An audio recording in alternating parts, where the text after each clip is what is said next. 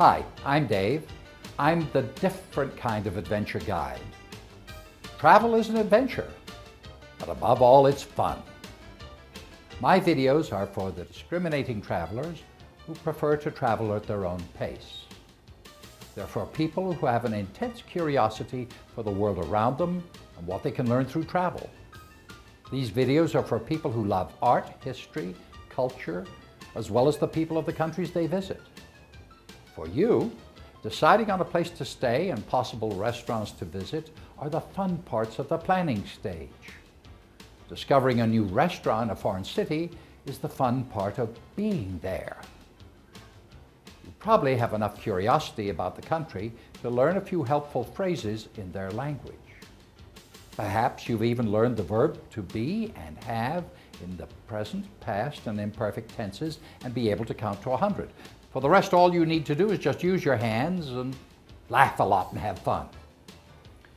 In my videos, you'll see beautiful scenery, historic buildings, and art. You'll meet some of my friends, some old and some new. All of this interwoven with history and laced with a dry British humor, for that's where I'm from.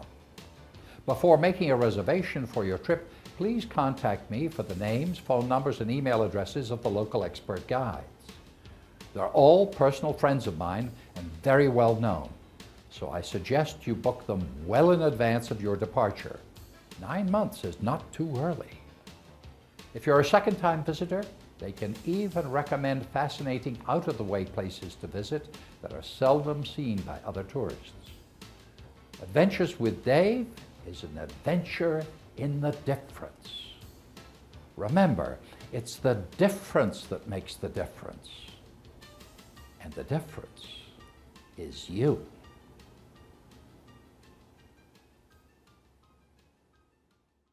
Welcome again to one of my special trips to Europe.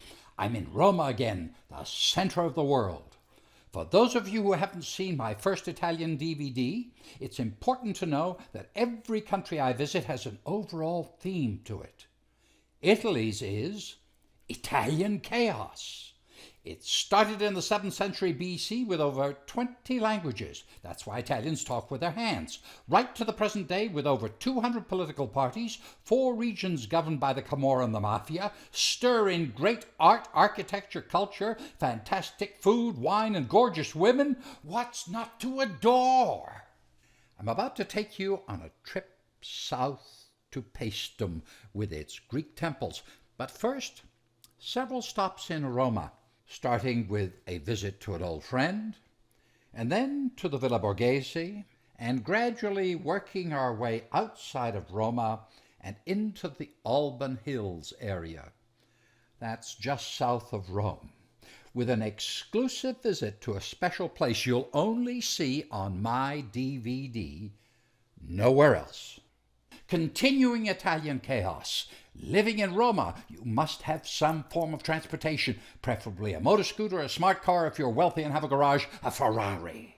But let a woman in your life?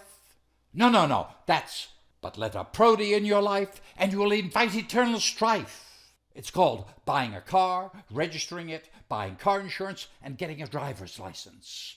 Now, live the chaos. Under the Ministero di Trasporti della Navigazione, Motorizzazione Civile e Trasporti in Concessione. This is your driver's license agency. It has a theme song. Getting to know you, getting to know all about you, getting to like you, getting to hope you like me. You have to be 18, get a medical certificate testing your eyes, your mental and physical condition, a codice fiscale, tax ID, permission to stay, 2 passport photos. Now, testing. Know your codice della strada, highway code. Here you luck out. If you're a foreigner with a valid license, you only have to take the written test. Orally, as you probably don't speak Italian. Licenses are good for 10 years for those under 50, 5 years up to 70, and 3 years afterwards. However, each renewal, you gotta get that doctor's certificate to prove that you're of sound mind and physically fit. Now that you got your driver's license, you need to buy a car. You need to register it, insure it, and within 4 years have it inspected, and every other year thereafter. Well, what do you need? You need a certificato di residenza, permission to stay, your codice fiscale, tax ID, certificato di proprietà, that's your registration document form. And then you need atto di vendita, registration of the act of sale from the Pubblico Registro Automobilistico. Yeah. And insurance. Then you have to make sure that within 4 years you have it inspected and get your revisione. You go to the Officini Revisione, Ministero delle Infrastrutture e di Trasporti, or check with your Direzione Generale delle Motorizzazione e Sicurezza del Trasporto Terrestre. My God, that's a mouthful. Yeah, your car has to be tested. Yeah, your regular safety check, brakes, tires, lights, steering, suspension, wheel alignment, transmission, windshield wipers, chassis, seat belts, signals, exhaust noises, and emissions. You fill in a form, MC 2100, provide ID and carta di soggiorno, permission to stay, and pay a fee. If caught without your revisione, safety inspection, your car registration is cancelled until your car's passed the check, and you're fined €148. If you still drive without it and you get caught, the car is confiscated for 3 months, at the end of which you get it back only if you've paid the €1,800 fine. Tax evasion is a national sport in Italy. You must get and take with you your sales receipt on every sale that is made to you in Italy. The business that fails to issue one is fined. Failed to do it more than 3 times, the yellow flames close you up. In 2007, over 1,000 businesses were forced to close. Well, who are the yellow flames? The yellow flames, the Guardia di Finanza, the finance police, are so named because of the insignia on their caps, and they're out there checking, fining, or closing up small businesses. Whoa! The Mafio's Palermo organizational chart. A mandamento is a defunct part of Italy's structure governed by a magistrate. The Mafia use it to define a minimum of 3 geographically contiguous Mafia families. A capo mandamento represents the mandamento in the provincial Mafia commission, as shown at the right of the photo. Though the Mafia was stronger than the Camorra, the Berlin Wall crumbling was to eventually change all that. Prior to the wall falling, Italians were told to hold your nose and vote Christian Democrat. This was to keep the strong Italian Communist Party at bay. That reason gone, the Christian Democrat Party was in free fall. Into the vacuum came a wave of corrupt politicians in collaboration with the Sicilian Mafia. Into the breach rode the famous judges Paolo Borsellino and Giovanni Falcone. Seizing the moment of Mafia weakness, and with the Christian Democrats running for cover, they pounced on the Mafia leadership. But the Mafia moved faster.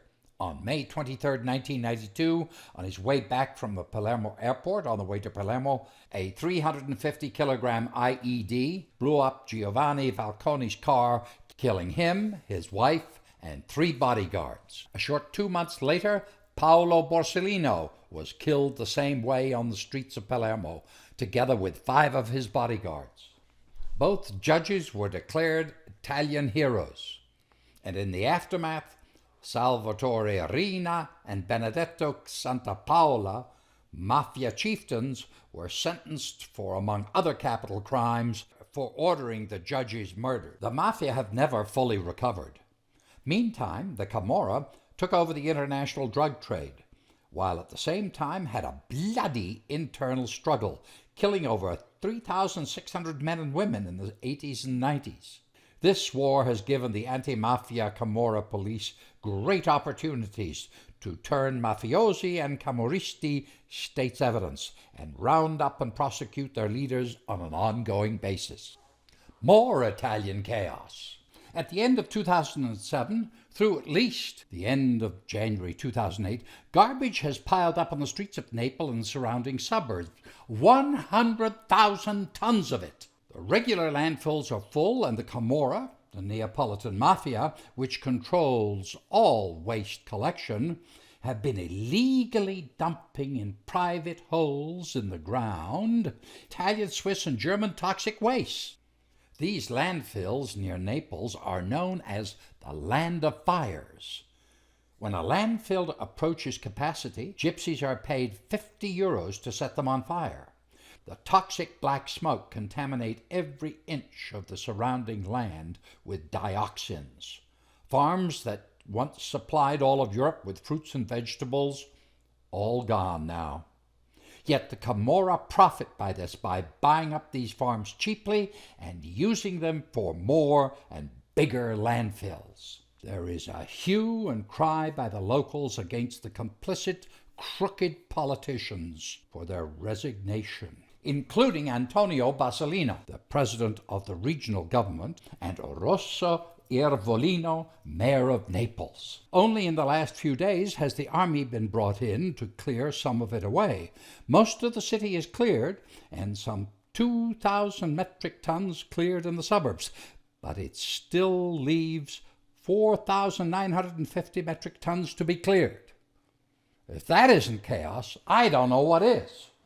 With the garbage strike in full swing, Sandra Leonardo, married name Mastella, chairman of the Regional Council of Campania, the region of Naples, and wife of the Justice Minister Clemente Mastella, was put under house arrest, then suspended from her post pending the outcome of an investigation into her undue pressure to secure senior hospital appointments for friends. As a result, Clemente Mastella resigned from the Senate, who then found himself being investigated for 7 crimes of corruption, also in Campania.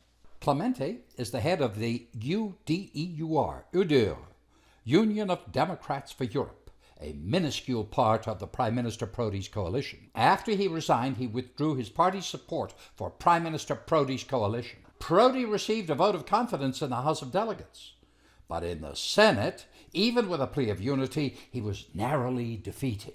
But it wasn't without its grade B movie moments.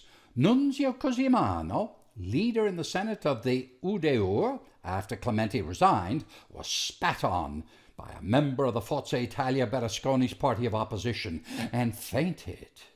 There was shouting and pushing and shoving.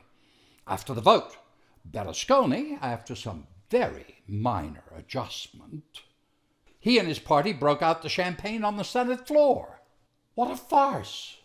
After a brief interview with reporters, Prodi, with lots of false bravado, was whisked away despondently to tender his resignation to President Napolitano.